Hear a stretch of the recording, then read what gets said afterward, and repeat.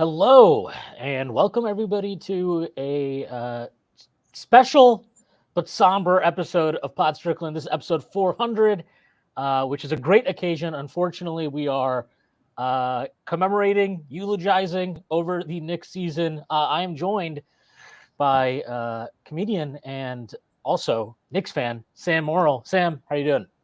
Yeah, it's tough. That was a tough one, obviously. But once you said eulogizing, and it does feel like a death in a way because you're in denial, then you accept it, you're angry somewhere in between. I don't know the actual steps, but I feel hopeful today. I really do because it just sucks that we couldn't be healthy this year because I do think that the Celtics are so beatable, and the Knicks the amount of injuries, I've never seen anything like it in my life for any team. So when I see guys like Draymond being like, you can't blame it on injuries.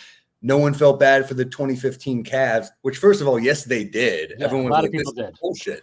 Everyone's like, this is bullshit that your second best player is, I don't even, what's his name? The Australian kid, the defensive white guy. Dellavedova. He's your second best player. Yeah, we felt bad that for the Cavs. And then Draymond's like, no one felt bad for the Warriors when we lost Durant and Clay. Second, that's the end of the series where they lost those two guys, and no one felt bad because they went out and grabbed Draymond Green on a 73-win. I can't even speak today. They grabbed Kevin. I'm so sad I can't speak. They grabbed Devin. Durant. Yeah. On a 73-win team. So yeah, no one felt bad for the Warriors because they'd already won two fucking championships. The what? They'd already won two fucking championships with that team. Yeah. So it was, yeah, I mean, look, the Draymond thing was stupid. And you mentioned one, like the various steps. I think one of the steps that I utilized yesterday was alcohol. That was good. But man, I just took a Negroni poop. I feel terrible. I was like, am I going to make it at 1 p.m.? I was at the gym and I was like, oh, I'm that guy trying to sweat it out. But yeah, total Negroni poop. But like you mentioned that there's hope. I mean, the biggest thing that it feels like a missed opportunity is it's not that annoying that it is a missed opportunity because that's just part of like basketball. It's annoying because like we're Knicks fans, so we're conditioned for when you miss an opportunity, you're like, are we gonna get this chance again? It feels like we will, but we've seen throughout NBA history, and obviously with this team, that those opportunities come and go. And, it sucks because this year's team, we never got to see all of it together. We never really got to see January. That. And we looked incredible. Like we saw, it sucks because we saw the potential of what it should have been. It should have been the year Randall broke the playoff curse.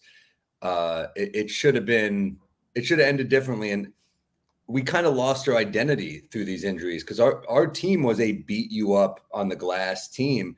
And once you have Josh Hart playing power forward, what makes him special is kind of gone. He's not a power forward. He's a guard. So Josh Hart is the best rebounding guard in the NBA. He's incredible at it. He's a loose ball machine. He's a motor guy. But when you have him guarding Siakam, it's just not – it doesn't make any sense. But that was kind of what we were left with. So anyone who says it wasn't injuries, the Pacers fans who say they had injuries too. You're missing Benedict Mathurin. We're missing half our fucking roster. Like, are you kidding me? So congrats to the Pacers. They shot the lights out, but they're not shooting that way if we have our full defense and our length. And they're not getting second chance points. That's for sure. The Knicks never get beaten on the glass. And maybe the Pacers have had an absurdly easy run considering they didn't have to go through Giannis or Dame in the first round. Maybe a game with Dame, and he cooked him in that game. And then when we had a healthy team, we were up 2-0, and we weren't even healthy. But we had OG, and OG was the difference. Once you lose OG, you lose everything because of what he does on defense and how he stretches the offense. So it was a wrap. Yeah, and it was, like you mentioned, we didn't even really have the full team even at the start of the series. I mean, you just look through the playoffs, and it's it really is insane. Like the injuries have just kept coming. I mean, you had, you come into that Philly series and you're finally like, okay, OG's back. We're like, now we have our pieces, and obviously you're not going to have Randall. We knew that, but you had everything else, and you're like, all right, we feel good. Then you've got, Embiid does whatever he does to Mitch, and I know that Philly fans will be like, "Well, it was the different ankle," and What? it Philly clearly fans are awful. What are you talking about? No, I'm getting more hate from Philly fans on Twitter than I am from Indy fans. I'm like, that was like weeks ago. What the hell is wrong with you guys? It's also very funny because Philly fans have been acting like they are this like team that has been going on deep playoff runs forever, and I'm like, we got as far as you we just went as far as you ever have with Joel Embiid. So what the fuck are you talking about? Like, well, you're not. I'd be mad too. I mean, if you have an MVP on your team and he can't ever stay healthy, I get why they're mad. Like, you look, I think the Sixers are a much better team than the Pacers. I don't think it's close. I think, if you have a healthy Embiid, look, we're at full strength. I think we win still, but I think it's going to be really close. They're without question a tougher team. I thought their defense on Brunson was actually tougher. I think Oubre is a better defender than Nembhard, So, Brunson was unbelievable because we had more healthy guys, but it was fresher. I mean, you could see it like you mentioned earlier, like the Pacers have had, yes, they've definitely had favorable conditions, but I think you have to give them credit because like they use that to their advantage. I mean, they wore Brunson down over 7 games because they were just like, he has to go God mode to get through Philly. And then he comes into this Pacer series and he's still rolling, but like, he's getting full court pressed every time he gets the ball for 94 feet. For sure. That wears on you. And you could see it yesterday, like even before obviously he fractures his hand, which like, again, what the fuck can you say at that point? But you could tell throughout the game, like it was tough for him. Like it wore on him, and again, that's credit to them. But it's just frustrating because you're like, well, this is where having like the idea that we didn't miss Julius, I thought was crazy. Even if you don't like love him as a player, which I understand, just the fact that you would have somebody else that could, hey man, I've been doing the heavy lifting for the first quarter here. Can you like pick up some of the slack? You didn't have that at all. Of course, yeah, he had to do everything, and Randall can bring the ball up. There's a lot of stuff Randall can do that, he is. He's a guy that can draw a double team and find the open man, and he makes everyone's life easier, not just Jalen, but Josh and Dante and OG and everyone. So yeah, huge loss, and people kept knocking the Knicks' lack of depth, but it's like, guess what, man? In January, we look like one of the deepest teams in the league. It's what happens, You have injuries. When you have 6 injuries, you're not deep anymore. I mean, I love Precious. He played his heart out, but he's not on paper part of this rotation. And neither is Deuce, and Deuce was incredible. So hopefully going forward, Deuce still finds a way to be. But look, it was a hell of a run. That's all you can say. And it's really the what could have been season, which sucks because we know non-fans don't realize how good this team could have been. Because I think you hear a lot of casual takes like Tibbs ran him into the ground. And sure, that's what Tibbs does. Everyone knows he does that. But this team is built to be okay with that. And I don't think any of those injuries, you can make a real argument, came from Tibbs running them into the ground, except maybe OG. OG is the only one you can possibly make that argument for. The rest are just unfortunate. And that's the way it went this year. Yeah, I mean, like, I think to your point, like, that's one of the most frustrating parts of the entire season is it's like we all obviously like I understand why non-Knicks fans are probably they were not locked in on the Knicks in January. Like they were not watching every game, every minute, all that stuff. But like we saw that team and we also saw like your point, they weren't even fully healthy then. They didn't have Mitchell Robinson then, and they still hadn't done the Bogdanovich and Burks trade. So like we didn't get to see all of that come together. Right. But even then, like the minutes were not crazy by the end of that run, like when he kind of figured out how to manage OG and make all that work. And the injuries, like OG and Randall, like people keep forgetting this, but they literally went out at the same exact time. And you mentioned this also, like Josh Hart can play the 4, but what makes him special is he can kind of just do all these different things. But the Knicks were like, hey, and they were, I mean, it's not a knock on Tibbs or anybody. It just, that's what the circumstances called for, where it was like, hey, we just need you to play power forward right now. There's just nothing else we have, and you got to do it. Because Siakam's one of those rare old school power forwards. So it sucks that if this was a different series, I think it's different. Like, can he play the 4 against Nick Batum? That's much easier than him playing the 4 against a guy, Siakam and Randall are two of the like kind of out of place in time power forwards who actually are like old school, post you up power forwards. Yeah. And it's like, and you saw the size and it wore him down.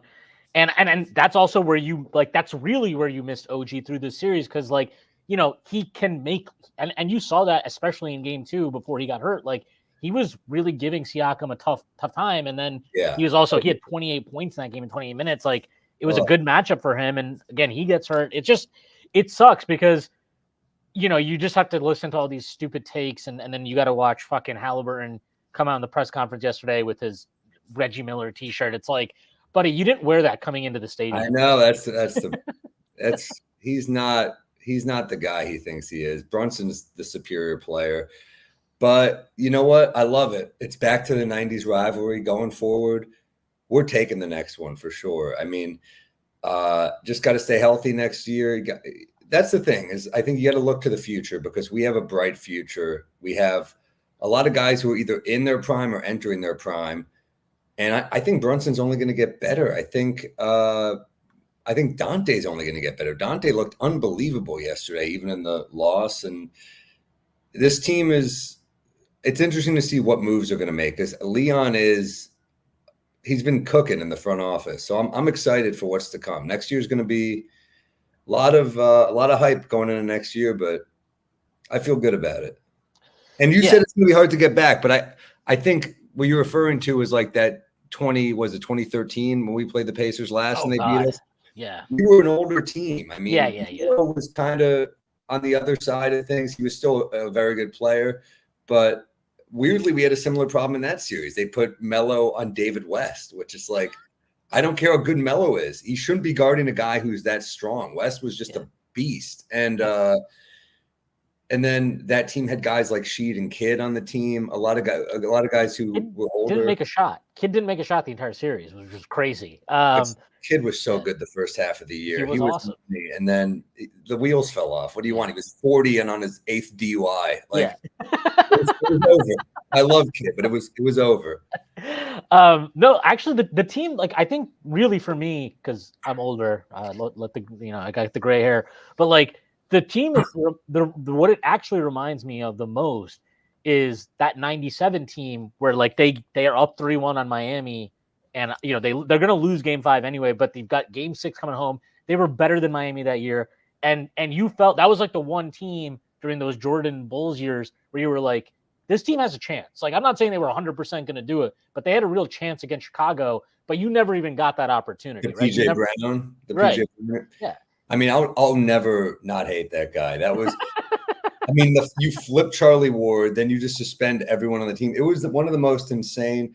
I love it that the knock on us is like, the league is an anti-Nick bias. They want a big market team to not win. Well, it sure as shit feels that way sometimes. I don't know.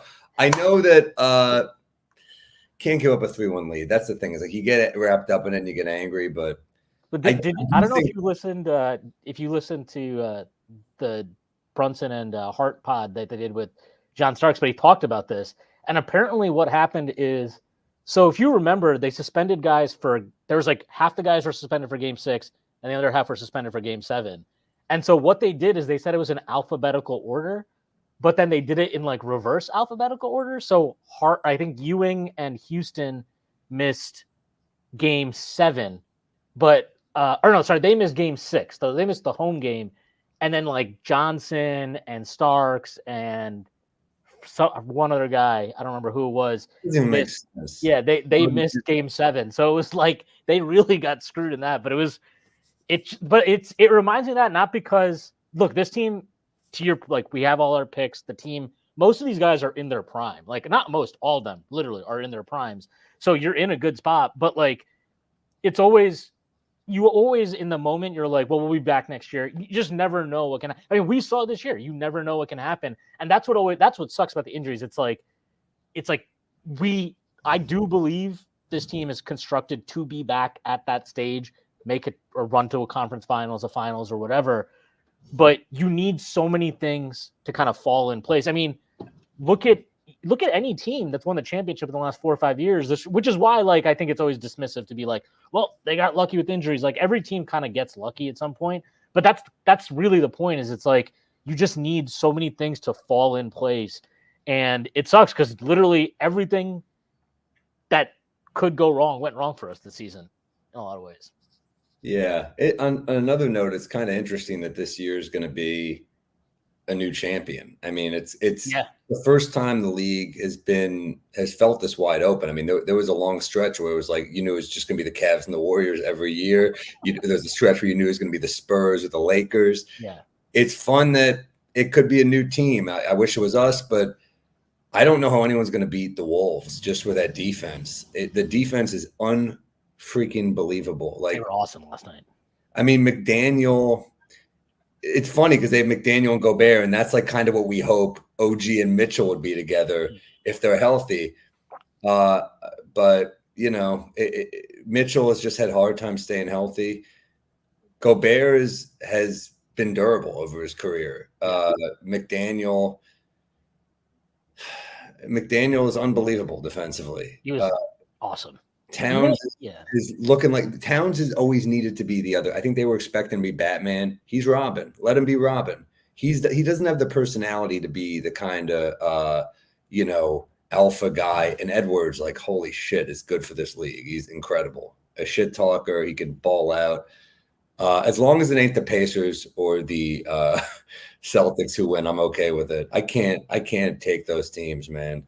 I don't think I know, like, I just can't see the Pacers winning it. Like, it took them 7 games to beat this Knicks team, and like so many bodies going down. Was tough though. I know we're not particularly as skilled as we should be because we're lacking so much depth, but man, we are tough. And for all the shit people talk about Tibbs running players in the ground, we do have a culture, and we're in really fucking good shape. Like, these guys are like, they really don't tire out till they have to play 48 minutes every game. But that's still pretty impressive how long we lasted with this lack of depth. So were you at the Garden for some of these home games? You were definitely I think you were at a few of them for the Philly series. I'm sure you were at a couple for these, for the Indiana one also. Yeah. Were you there yesterday? Yeah. But you were there for game 2, at least? You got the Brunson Willis Reed moment? I got the Brunson comeback, and I was courtside for that one. That was pretty damn cool. That was with my brother too, so that was pretty special to see with my big bro. So yeah, that was crazy. It's like, but that's the thing. You get one Willis Reed moment, and we used it up on that. We used it up on Brunson hobbling back onto the court.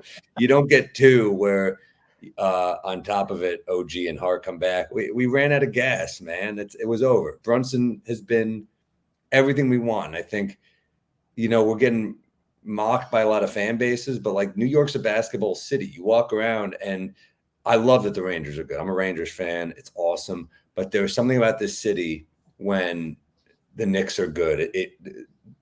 People have better posture. They walk around happier. I almost bumped into a guy in the street the other day, and we were both angry at the other person, and we saw we were both wearing Knicks hats, and immediately it just went away. And that's like the vibe of the city. Everyone's like, it's cool. Like, we're all in this together, and the city needs that right now. So, yeah, I mean, there's a basketball court on every few blocks in New York, no matter what neighborhood you're in. This is a basketball town. So I think people underestimate the IQ of New Yorkers on basketball. We all kind of grew up with basketball. We all know a decent amount about basketball. We all love it. So this team played unselfishly and with grit in the right way. And we're grateful for that. And we're pumped going forward. I think we're in a good place for next year. Like, are we going to complete the Villanova Infinity Stones? Do we get Mikal Bridges on the team? How cool would that be? Kyle Lowry back. He's like Splinter. I don't want Kyle Lowry. He's driving me nuts in Philly. I got a lot of respect for Kyle Lowry, but at this point of his career, I'm like, go away. You're so annoying. I mean, he's a Hall of Famer, but he's fucking annoying. And he just won't fucking leave us alone. We had to play him in Miami last year. Then he gets bought out, and then he ends up in Philly. I'm like, are you kidding me? Can you just fuck off already? He's a hell of a player. And the fact that, I mean, it doesn't get talked enough about, like, you always hear about like LeBron or Al Horford. I feel like people don't talk enough about that. This dude's like 38. It's crazy that he's still playing at that height. You hear about Chris Paul too, but like Lowry's smaller than Paul. I think he's so tiny. He's so stout though. He's stout. He's got that fat ass. But we got Bridges would be a fun target to get. I mean, the only issue I hear everyone saying they want him, but there's going to be a Knicks tax. The Nets aren't just going to give us. They're going to give us a sweet deal. The only hope we have really is if Bridges goes, I want out, and I only will go to the Knicks. And he's too nice to do that. We need him to be a bit of an asshole for just a minute. He needs to get in a group thread with Dante, Josh, and Jalen and say, God, dude, demand a trade and say you'll only come here.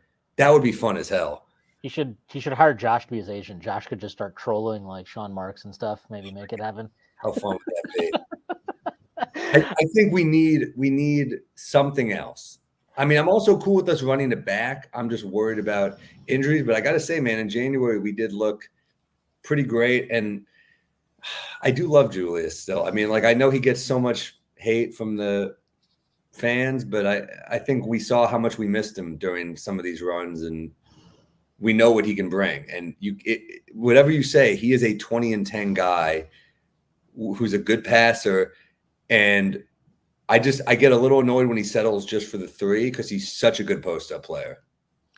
Yeah, and I mean, he was really tapping into that this season. Like with Julius, like he's a guy. Like, I mean, I've been on the roller coaster with Julius, so I'm like, I hate this guy. I love this guy. Yeah. We've all been there, but like, I think, you're like really what we saw during this playoffs is Brunson's awesome, man, and yeah, he can give you a series where he's taking 30 shots every game and whatever, but nobody can be expected to carry that through an entire postseason, and there just wasn't. And look, like, you maybe saw OG was kind of starting to understand, like, all right, I got to help pick up the slack offensively. And then he gets hurt. And then at that point, it's like, there's nobody else in the team that can create. And really, One of the big issues was like, you really had nobody else that could score inside consistently. And none of our bigs, other than Randall, are guys that you can be like, hey, I need you to go get me a bucket right now. Like, Hartenstein's got that floater, but he's not creating that shot. That floater's beautiful, though. Holy shit. It's great. I love Hartenstein. How automatic that shot was. Yeah, you're right. Hartenstein is unbelievable, and like, we need him on the team going forward. I think he gives us – I think another guy who was just run down by the end because he was doing too many minutes. He's a brick wall on defense, man. He had yesterday had a couple blocks where I was like, God damn, he's such a beast at the rim. I think we just need to we got to give some of these guys a little more time on the bench to recover. But you're right. There's not a lot of guys who can create offense who are power forwards. I mean, look, if we somehow – I'm still mad at Giannis because I did his benefit a while ago, and he told me he was coming to the Knicks. He told me, and he fucking lied. I think in the moment he was vibing. He loves New York, and I'm like, dude, who is better Greek food, really? New York or Milwaukee? Let's be real. Who has more Greeks? New York's a great city for immigrants, man. We have so many immigrants. We love immigrants here. We vibe. Like, it's that type of city. Milwaukee is an underrated city. I will say, like, it's better than you think it's going to be. It's like you go there and you're like, all right, it's got some weird like segregation stuff going on, but it's actually kind of a beautiful city in some parts. But it ain't New York. And Giannis, you're what you are in Athens, you could be that in New York. Like, you're a god there. Can you imagine Giannis and Jalen Brunson together? Like, and Giannis could have done it. He didn't have to fucking re-up with the Bucks. The Bucks who are falling apart. I'm sorry, Dame is still a gamer in the playoffs. You can't knock Dame. He's incredible, and I have mad respect for Dame. But like the rest of this team, they're falling apart a little. Like, Middleton had a great run, but he's not what Middleton was. And they're just old. They're old. Brooke Lopez, like 36 or 35, whatever. Yeah. Hell of a player, hell of a career, getting older. And then you got Bobby Portis having to do too damn much on offense because everyone was injured. Yeah, I don't think they're built to make another run. And I still think there's a chance. Yeah, I still think there's a chance. Like, I know he re-signed his contract, but like that's just what everybody does now, right? Because it's like, get the money and then worry about where you want to be later. And I just feel like, look, the guy wants to win. Like, he knows he wants to win another championship. I think that's obviously a huge goal for him. He's also at a position where, like, he brought a title to Milwaukee. So, like, at that point, he's given them everything. Yeah. I think if in a year they run it back, I think they'll run it back this next season, or, they'll make whatever changes they can. But I think if they're coming up short again, I don't think it's crazy for him to go into next offseason and be like, hey, we had a great run, but I don't think we can really bring in the talent we need to win a championship. And then at that point, maybe then you can go get him. But it's tough because it's if you're the Knicks, are you really going to wait? Can you afford to wait another year to make that big move? That's the tough spot they're in. Coach. Yeah, I mean that's a tough spot though, because the Knicks are really, really good, but getting that last thing, those last things you need, that's the hardest part. It's the hardest part of doing it. Of course. And I don't even know. I could sit here and it's easy to be like, oh man, just get Giannis, but it's yeah. I mean, I wish I could just snap my fingers. Just get a top 5 player in the world. Yeah, I mean, look, the thing about Giannis is he's unbelievable defensively, and he'll give you so much on offense. I mean, a starting lineup with, Giannis, Hart, OG, Dante, and Jalen would be pretty dangerous. If I don't know if you play Giannis at the center of Randall. I don't know what you give up for Giannis. I don't know what it would be, but fun to think about. But you're right. This ain't NBA 2K. It's not that easy to make a trade for Giannis. So you have to think about. I've heard the name Devin Booker come up. I've heard Devin Booker's a hell of a player, but then you have the problem of a small backcourt, right? And yeah, well, it's also just is that.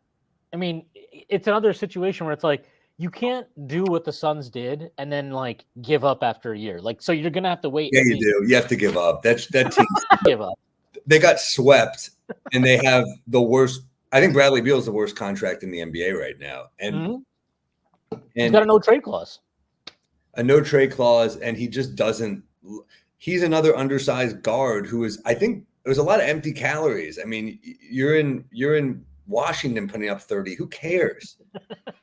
You're on a lottery team. I know he made it look good. He's a hell of a talented guy, but I mean, you got to be careful grabbing guys from teams that are completely irrelevant. And also, he didn't really fit the team. You needed a point guard. You didn't need another guy who just needs the ball. You got KD and Booker, who are two of the best in the biz at needing the ball. And then they could have done something better. Nurkic did not make a lot of sense. I did like them going for that Ted Cruz looking white guy who annoys everybody. What's his name? Grayson Allen. Unbelievable jump shooter, and he plays good D, and he's one of those strong guys. Definitely got a goon January 6th vibe, but he's a tough player. I was pretty impressed with him, but other than him, they're in kind of trouble. They don't have really other guys that can hurt you, and what they really need is Chris Paul 2 years ago. Yeah. Well, speaking of January 6th, how did you enjoy watching TJ McConnell in the series? Ugh. You know what, though? It's funny. I was trashing him on Twitter. I'm I fucking hate this guy. And some guy responds, if he was a Knick, you'd love it. I'm of course, he's that type of guy. I mean, that's probably how other teams feel about Josh Hart. He's our favorite, but Philly hates him with a passion. Yeah, we hate the guy who's the motor effort guy. He's a dog. He doesn't stop. It's ridiculous. You know what he is? He's Pat Bev who wins. Who's good, yeah. He's a good Pat Bev. But you know what bothered me about the way we played him? His 3-ball is shit. He only hits it when you give him a long time wide open. And we kept playing him so close to let him drive by us. Give him the 3-ball. He kept killing us from the mid-range. His mid-range and his post was really good. Let him shoot the 3 is how I would have. I'm telling Tibbs that a coach. I'm an idiot, but it was driving me crazy. You can't. TJ's a hell of a player, man. He annoys the shit out of me, but he's a hell of a player. What was your favorite moment in this playoff run at the Garden that you were at? I was at the game where Dante hit the game winner and then followed by the Hardenstein block, and I was man, 2 dudes coming up huge. That was a pretty special one. And I mean, I was at two of the best games of the playoffs, not just the Knicks, but I think the whole playoffs of the Brunson coming back in, Hurt and willing us. I mean, it's too bad we didn't win the series, but that was pretty special to see those up close. Those are cool. Yeah. How about you? I was not at any of the games. A little What bit. were your favorites to see though? My favorite one, it was probably. I think it might have been. Trying to think. There's so many. I wish I could say Game 5 against Philly, but then obviously the end of that game happened. But my favorite moment. I mean, was at that one. That sucks. Yeah, my favorite one is probably Game 4 at Philly, where Brunson. The Brunson one leg shot. Yeah, and then you had like the crowd was like fucking 60% Knicks fans. It was really cool to see an atmosphere where like you're on the road, but the crowd is almost like it was like a 50-50 split. So you're getting these crazy reactions throughout. And then Brunson, I mean, he had like I think he had 47 in that game. That was the Knick record. And like it was literally a masterpiece. And it was like, he had 47 and 10 assists, and we scored 97 points in that game. Like that is literally a fucking carry job. And it was just it's when you win on the road, I just feel like it's so satisfying. And then you closing them out in Game 6 on the road. I mean, especially to come back after you get your fucking heart ripped out the way it was in Game 5, because the series was over. You're up 6 with 28 seconds left. You're like, what could possibly go wrong? And Tyrese Maxey's like, well, let me show you what could go wrong. But to come back, Maxey, I'll say this. Yeah, I think Maxey's better than Halliburton. I think he was. I think Maxey is so quick, and the thing about Halliburton is, I know he hit some big shots in us. I think I don't think he wants. He's a distributor. I don't think he wants to take the big shot, whereas I think Maxey and Brunson do, and I think that's the difference. But end of the day, they moved on and we didn't. So we gotta get the band back together, and we really gotta. I don't know if they're gonna run it back, which would be fun as hell. Because shit, man, it would suck to see Randall go. Because he started this. He started this turnaround for us, and the same way I love Damari. The same way I love Damari for coming here and giving it a chance. I love Randall, but it does scare me, the extension. I'm like, man, it's a lot of money, and we're in a team of conservative, very smart contracts. So we'll see what happens. Either way, I'm fired up going forward for this team. Yeah, it was cool seeing him on the bench though too, like for him to just be there for the team and all that stuff. I mean, obviously he couldn't play, but seems like a good guy. Seems like a really good guy.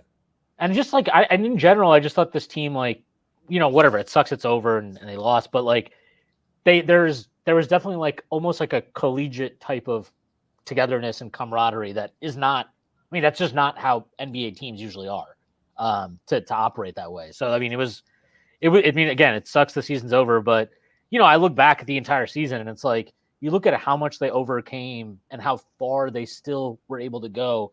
You get like 50. I know there were people in that last game of the regular season that were kind of like, who cares about getting the 50 wins? Like, let's just, let's play for the matchup. And I was like, no, I want 50 wins. Like, we haven't had a 50-win season in a decade. I want 50 fucking wins, and I want the 2 seed, and I want those things. And this team battled to get everything they got. They had to fight, and I think that's the thing that Knicks fans like really identify. And I think that's why you saw all these '90s guys, all these old '90s Knicks guys at these games, because I think they could identify with this team in a way that we haven't been able to identify with a lot of Knicks teams over the last 25 years. Yeah, I mean, I don't think there's been a team this fun since the 90s. The characters, they're all kind of fun. But even the 90s, it was like a different type of fun. It was kind of like, we're going to beat your ass up. They weren't like as joyful. Like, this team plays with a lot of joy. And I think that's why we get so annoyed when the media would just kind of shit on us, because you have guys like Draymond Green calling us a fluke, and you're like, just let us be happy. We're having fun. Why can't – and also – we're not a fluke. If anyone's a fluke, it's Indiana. They got 2 teams that were completely depleted by injuries. So I don't think we're a fluke. I think we're a problem going forward. And I think it's the beginning. Yeah.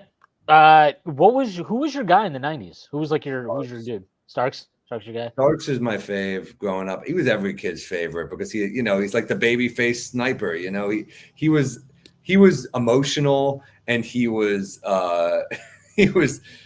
feast or famine. He was took the challenge with Jordan. I was such a big Starks guy. He was my jersey growing up. My brother had Ewing, and I love the whole team. Obviously, I love them all. But yeah, Starks was definitely my favorite. I got to meet him a couple of times, and he's so cool, and he's a nice guy. Yeah, such a nice guy, and so fucking great. Like he was such a likable guy in the 90s, and but you approve of Josh Hart taking the number, and he's that's actually hard for me. Because I want a current jersey. I actually have a Randall jersey, but I got it during COVID. I feel weird wearing jerseys at my age. I usually just rock t-shirts, but yeah, it is a little hard for me that I don't know. I mean, I know that if we won the chip, they would have retired it. So it's hard for me that it's one bad game away from like, he's 3 to me. It's just tough. Like I love Josh Hart. He's one of my current faves for sure. But yeah, Starks is 3 to me. Yeah, Starks definitely. It's funny though. There are people that like can never forgive him for Game 7. I'm like, I just can never get there because I'm like, we wouldn't have even fucking been there without Starks. Of course. And guess what? We have a coach who could have thrown Hubert Davis in there.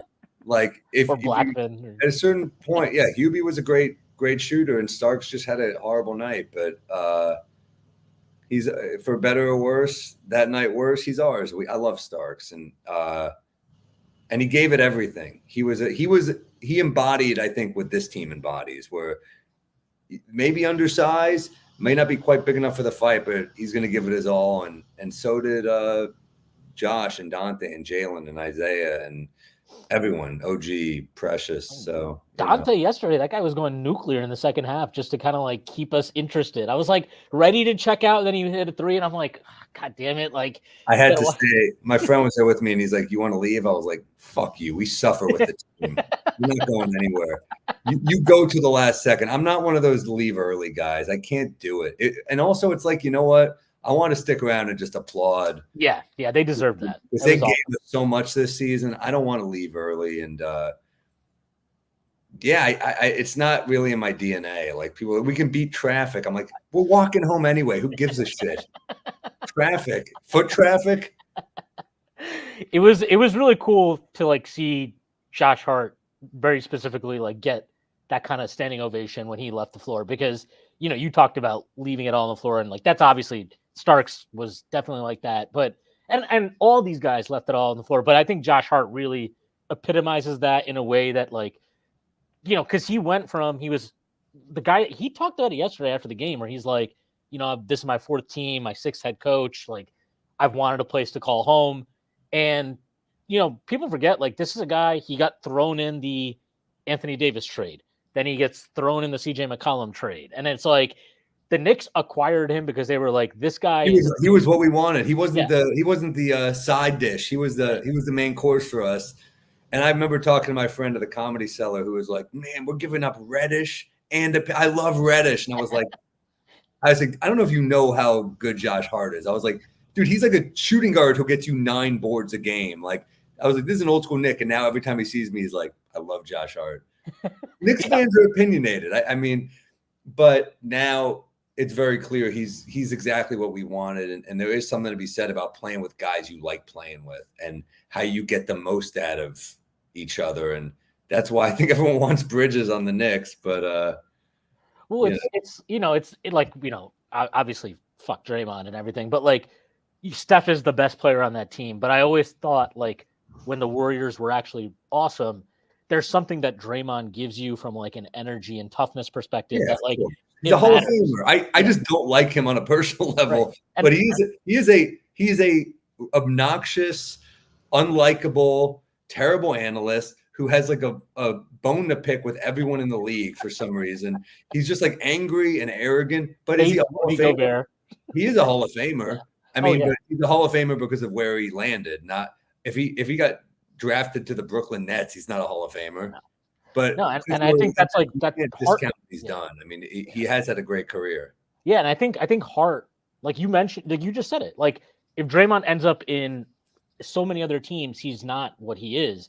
Josh Hart like had to bounce around the league, and like he's better on the Knicks than he would be on almost any team, because there's just something to like you mentioned, like Brunson and him obviously are, basically best, like they're like brothers, right? Really, more than even just best friends.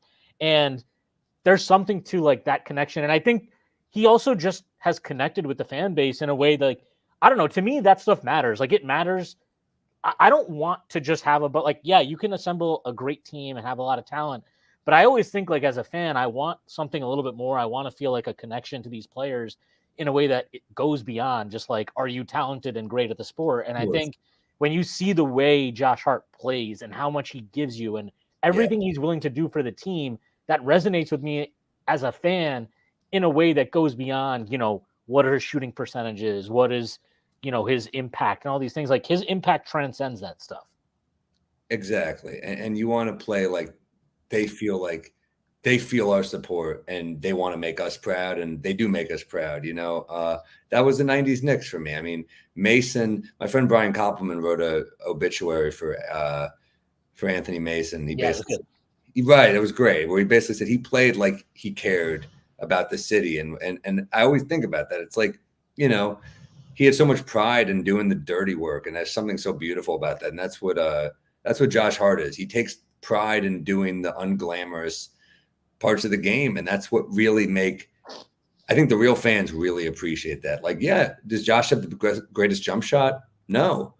Is he a great scorer? No. Is he going to outwork and out-rebound you? Like, there's something about, like, it's a sports cliche, but wanting it more is a real thing, and Josh just fucking wants it more. Like, he's the type of dude that, like, if you were in a street fight, he could be going against a martial artist and the guy could keep beating the shit out of him. Josh would keep getting up. He would just be like, he might not win because physically he might not be a real fighter, but he's a dude that this guy would be like, dude, just stop getting up.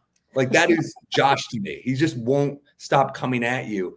And it took literally like a fucking injury. What really made me sad was, I think it was game 6. You could see how hurt he was. There was a play where he could have done that, where he just goes full speed at you.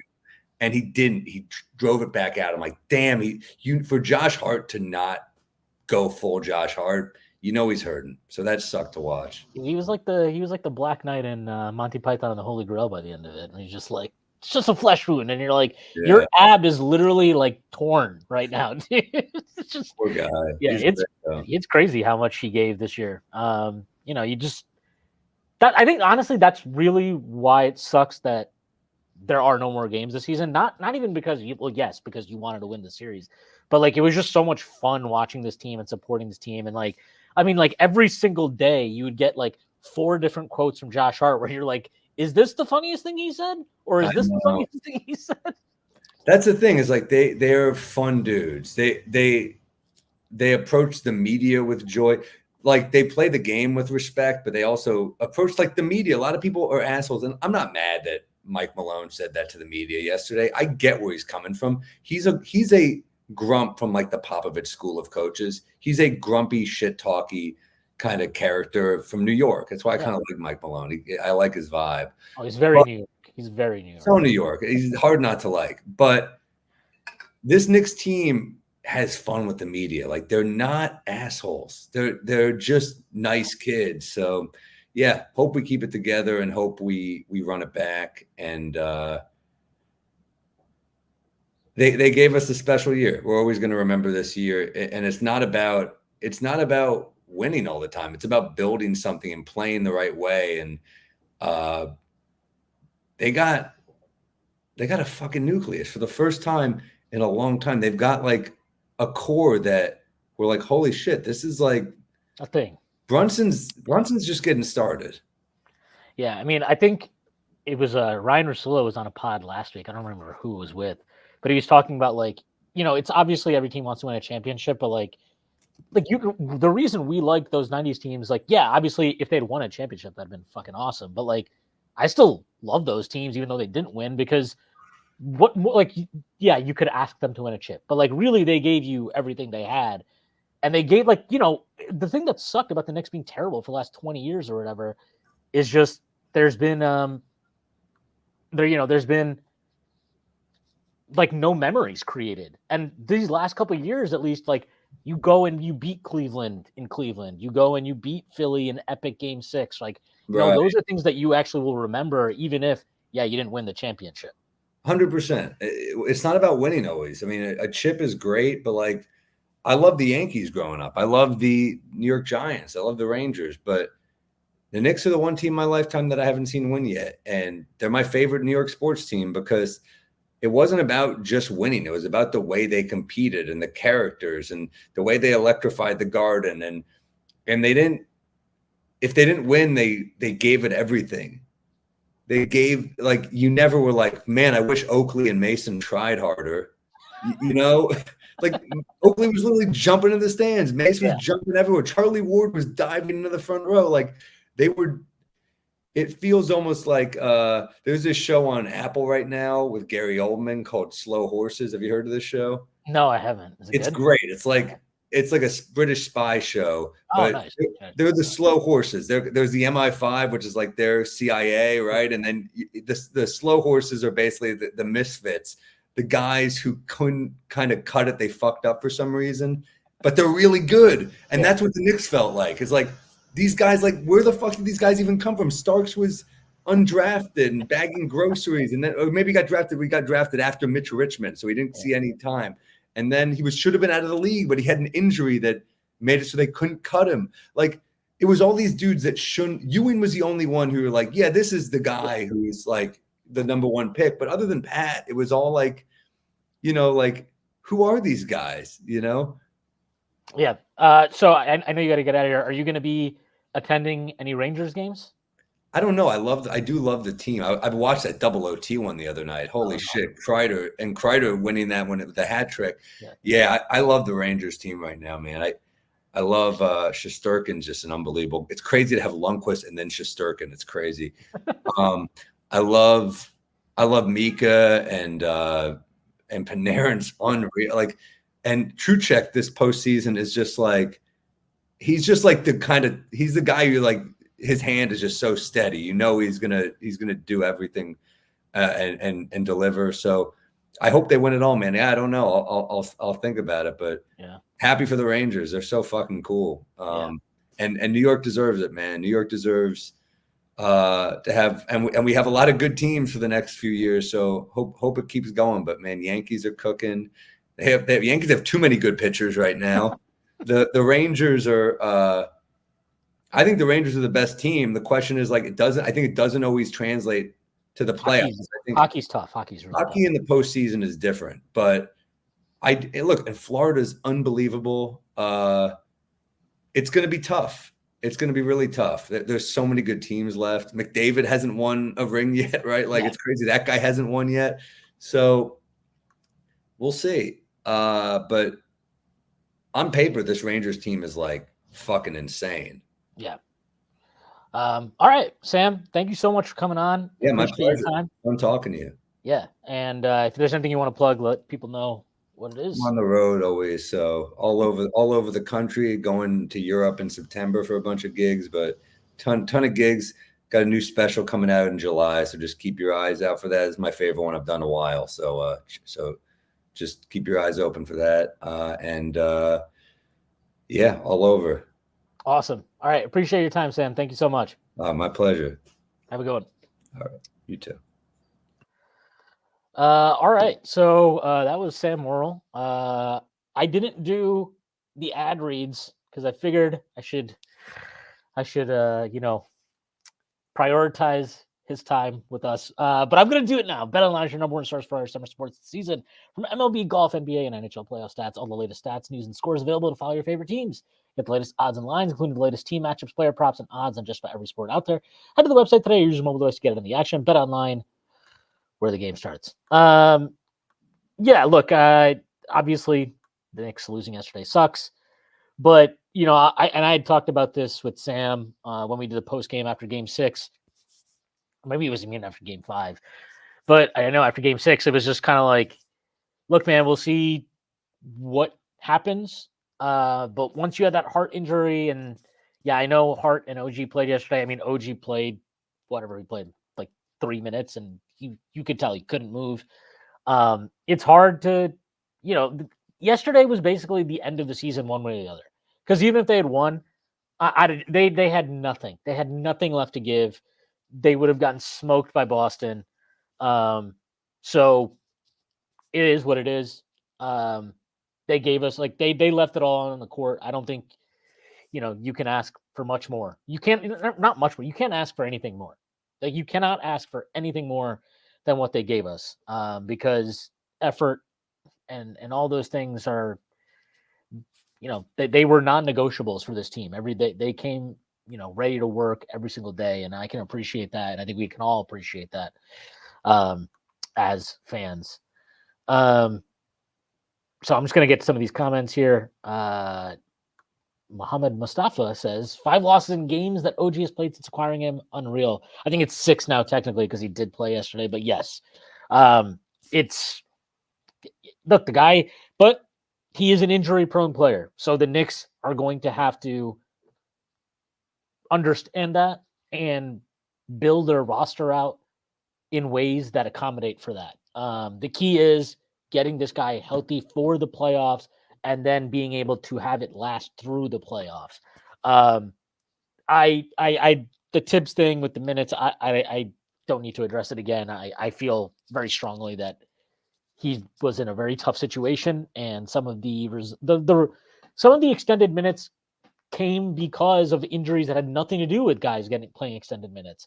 So it was kind of like this vicious cycle. But yeah, they're going to need to obviously account for the fact that OG is not the most durable guy, and that should and will influence how they build the roster out long term. So that is what it is. Nemo Petiter says we will kind of need the power of friendship. Kind of extends to taking friendly deals and re-signing contracts, but it might actually happen to some extent. Nemo, when you're right, you were right. I do think there's something to that. If Brunson extends this offseason, that would be the prime example of it because he would be leaving money on the table. It is clearly more lucrative for him to play out next season, opt out, and then sign a 5-year contract the Knicks. If he extends this offseason, he's leaving significant money on the table. And that's the type of thing if your best player is doing that, if your leader is doing that, other guys do that. And again, to your point, we've already seen this with a few of our guys, like Josh Hart. He opted in last year, right? He could have opted out and then gotten a bigger salary this upcoming season and given the Knicks much less financial flexibility. But he opted in, and because he opted in, that allowed the Knicks to use their mid-level exception to sign Dante DiVincenzo. And we should remember Dante did not take the full mid-level exception. He got 4 years, $47 million. So he took less money to help the Knicks out too. And it's like when those things happen, it matters, and it kind of sets the tone and the example. Like, I don't know if Isaiah Hartenstein is going to get a bigger offer than what the Knicks give him. I also just think Isaiah Hartenstein is going to stay with the team. I would be really surprised, honestly, if he's not back. I definitely want him back. I know he had a rough playoffs, but I think that's a consequence of how hard he played during the season. And he had to shoulder a bigger burden. And I know the minutes weren't too crazy for him. Tibbs did a really good job of managing his minutes. Hartenstein himself publicly talked about it and credited Tibbs. But like once Randall went out, and OG goes out, look at how much more Hartenstein had to do offensively. And this is all while being the defensive backstop for the team.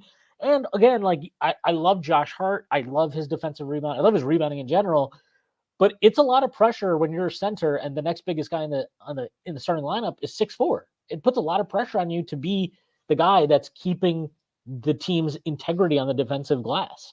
And he's also crashing the glass offensively. So there's just a lot going on for him that I think was put on his plate, that if Randall is healthy, he doesn't have to do as much creation offensively or be as constantly setting screens as he was. And it's a lot, man. He had to do a lot this year. He did a lot this year. I think he ran out of juice yesterday.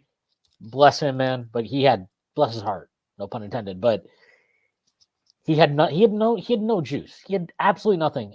The first couple of minutes of the game, you could see he was really aggressively going after rebounds. And I mean, you could just tell defensively, he just was not moving well. He just did not have a significant impact yesterday. And I think, again, he just, like a lot of these guys, he's running on empty by the end of the season. This is from Jordan Bub. What do you think a realistic player to get in the offseason that will address a need while also increasing the margins for the team? I mean, I talked about it yesterday in the post game, and I've talked about it previously. I really like Alex Caruso. I think he would matter. He would help. I can't name a name.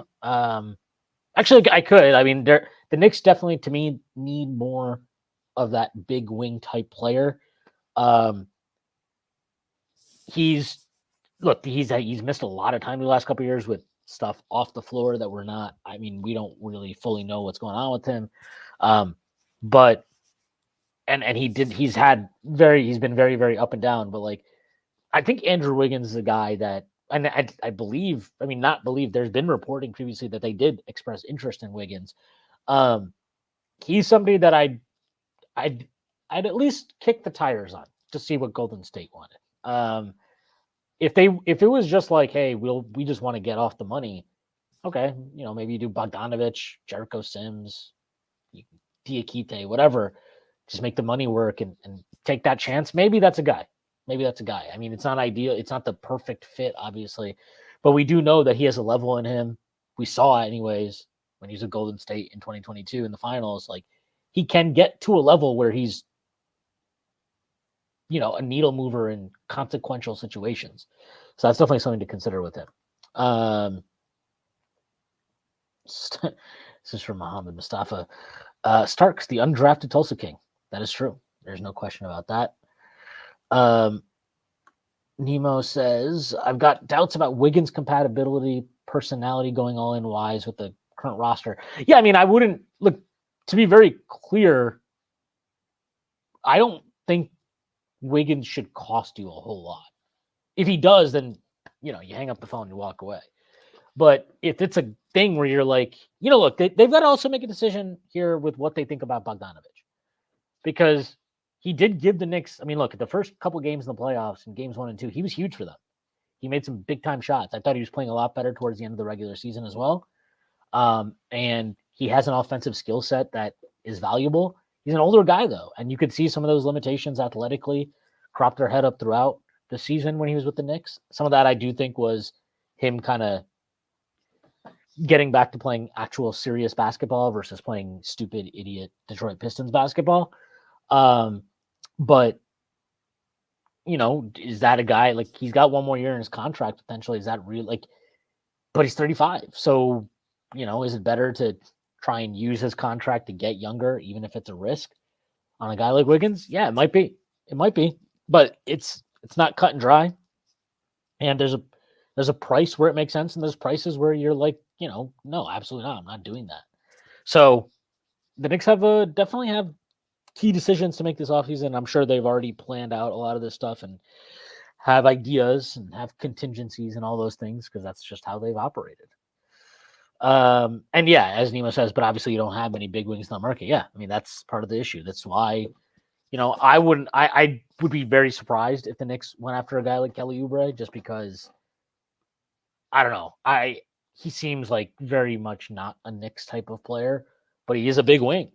It's like, is that a guy that you maybe take a chance on? I don't think so. I wouldn't do it to put all my cards on the table. He's not a guy I particularly care for.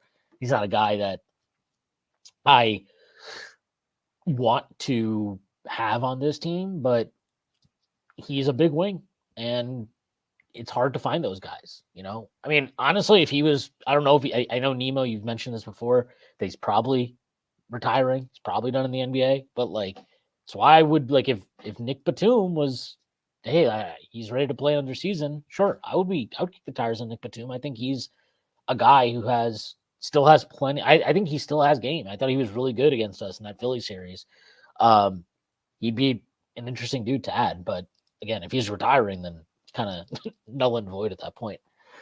Jordan Bub asks, which Knick players who have the most development improvement in the offseason that will have the biggest impact for next season? I would say maybe Deuce, probably Deuce. Like, I don't know how much more you're going to get out of guys like Dante and Hartenstein and Hart. Obviously, Brunson is, I think he's pretty much at the best he's going to be. Now, maybe I'm wrong. Could be wrong on that, but that's something to consider. I think Deuce is probably the one guy that you look at. And look, they have 3 draft picks in this draft. We'll see what they do with them. Hopefully they can draft a couple guys that, even if they're not immediate contributors, that can be developed into that, which they've done a good job of with this front office and this coaching staff. So not out of the realm of possibility. Mohamed Mustafa, would you pursue DeRozan assuming he doesn't pick Chicago? No, I would not pursue DeRozan. I do not think DeRozan is what we need. I think DeRozan is happy for him. He's had a great and successful career and made a lot of money and scored a lot of points, but he is not, to me, the guy or the piece that really moves the needle for the New York Knicks. So that's where I would fall on that. All right. I'm going to get out of here. Thanks, everybody that joined us. Thank you again to Sam. I know he's not here, obviously, but maybe he'll listen to the back end of this. Thanks to him for joining us. This was episode 400, so pretty big milestone for us. I can't believe that we've actually done 400 of these things, but we have. So that's cool. I don't know when me and Sasha are recording. Maybe tomorrow, maybe Wednesday. Who the fuck knows? We'll record at some point, and then you'll get 401, and then me and Prez will record, and we'll get 402, and we will work our way to 500, which will happen at some point next season, I'm assuming. But yeah, I mean, look, it was a great season. I appreciate everybody that was in the comments today, everybody that's been listening in all season. All this stuff is, yeah, we do this because it's fun for us to talk about the Knicks, but we also do it because there are people that actually give a shit and listen. So that's all you guys. Very, very appreciative of that. And yes, as Nemo says, go Minnesota. They are the team that I will be pulling for the rest of this playoffs. But I also think I will be checking out of the next couple of playoff games anyway. Just take some time off from watching basketball. It's been a great season, but it's also been a very intense season. Just a lot of ups and downs with this team in terms of just with the injuries has been crazy. But it's been fun. There's no doubt about that. And yeah, all right, that's our show for today. Check out all the work on the website. Matthew Miranda left us with a final great recap for the season's final game yesterday. And, we'll be, Prez has draft stuff coming out. He did publish his board today, so check that out. Go bug him in his mentions. He will, he'll definitely talk draft with you. And, yeah, all right. Well, that's our show for tonight. I hope everybody has a great rest of your day. I hope everybody has a great week. And I will see you sometime soon. I'm not sure when, but I will see you soon. Peace.